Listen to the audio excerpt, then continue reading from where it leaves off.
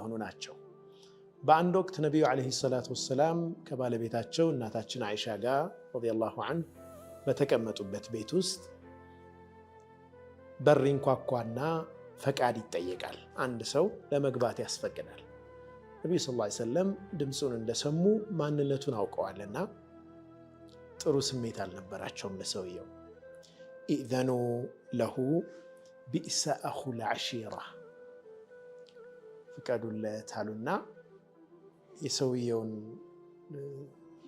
ጎርብጧቸዋል። ሰውየው ጥሩ ሰው እንዳልሆነ የሚገልጽ አይነት ፊታቸውም ላይ ይታያል። በንግግራቸውም ጠቆም አደረጉ። እንግዲህ አንዳንዴ ሳናስበውም የሚመጣብን የሆነን ሰው ጥሩ ፊሊንግ እንደሌለን የምንገልጽባቸው ነገሮች አሉ። ነብዩ ሰለላሁ ዐለይሂ ወሰለም ያ አይነት ነገር ታየባቸው ማለት ነውና ልክ ሰውየው ሲገባ ግን በፈገግታ አስተናገዱት፣ በጥሩ ሁኔታ ሸኙት።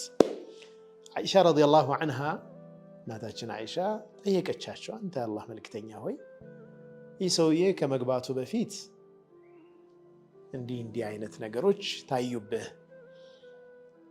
በኋላ ደግሞ ሲመጣ በጥሩ ሁኔታ አስተናገድከው ለምንድን ነው ብላ እናታችን አይሻ ረዲየላሁ ዐንሃ ጠየቀቻቸው።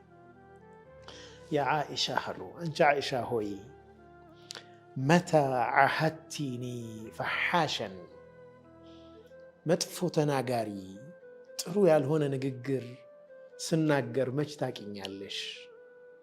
መች እንደዛ አይነት ሰው ነኝ እኔ አሉና ኢነ ሸረ ናስ አሉ፣ ከሰው ሁሉ ክፉ ማለት መጥፎ ሰው ማለት ዒንደ ላሂ መንዚለተን የውም አልቅያማ የቅያማ ቀን አላህ ዘንድ መጥፎ ደረጃ ያለው ክፉ ሰው ማለት መን ተረከሁ ናሱ ኢብቲቃአ ሸሪሂ ያሉ፣ ሰዎች የሱን ክፋት በመፍራት የሚተውት ሰው ነው።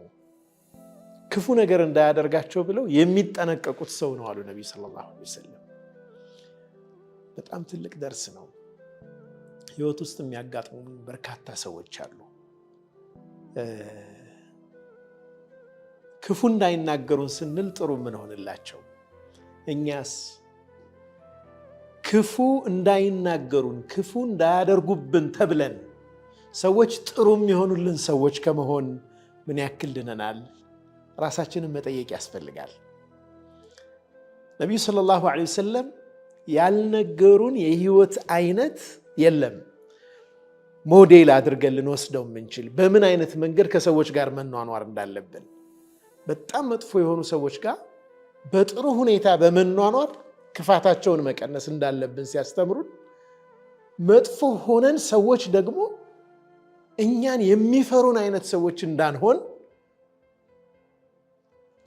በጣም ጥንቃቄ ማድረግ እንዳለብንም ነቢዩ ሰለላሁ ዐለይሂ ወሰለም የቂያማ ቀን የመጨረሻ መጥፎ ደረጃ ያለው ሰው አላህ ዘንድ ማለት ሰዎች ክፋቱን ፈርተው የሚተውት የሚጠነቀቁት ሰው ነው ይላሉ ነቢዩ ሰለላሁ ዐለይሂ ወሰለም። መእሙን የተሰኙ አንድ ኸሊፋ እንግዶቻቸው ጋር በተቀመጡበት አሚር አልሙእሚኒን ናቸው፣ በጣም ትልቅ ግዛት ያላቸው።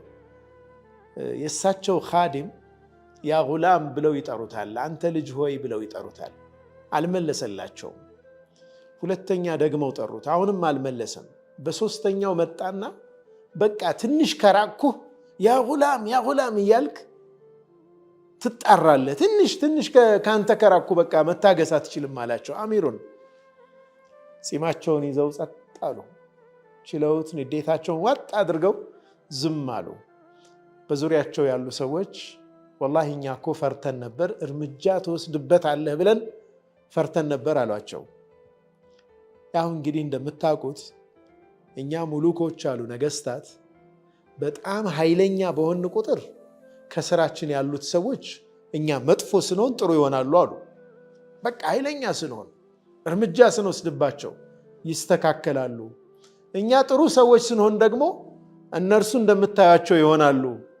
ግን የእነርሱን ጥሩነት ለማግኘት ብለን በእኛ ክፉነት አንሸጥም አሉ፣ አንለውጥም። እኛ ክፉ አንሆንም እነሱ ጥሩ እንዲሆኑልን ብለን። ህይወታችን ውስጥ ክፉ መሆን አያስፈልገንም ሰዎች ጥሩ እንዲሆኑ። ሰዎች ጥሩ የሆኑት ነሰሰርሊ እኛ ጥሩ ስለሆን ላይሆን ይችላል፣ እኛም ፈርተው ሊሆን ይችላል። ልጆቻችን ለእኛ ጥሩ የሆኑት እኛም ፈርተው ከሆነ በጣም አደጋ ነው።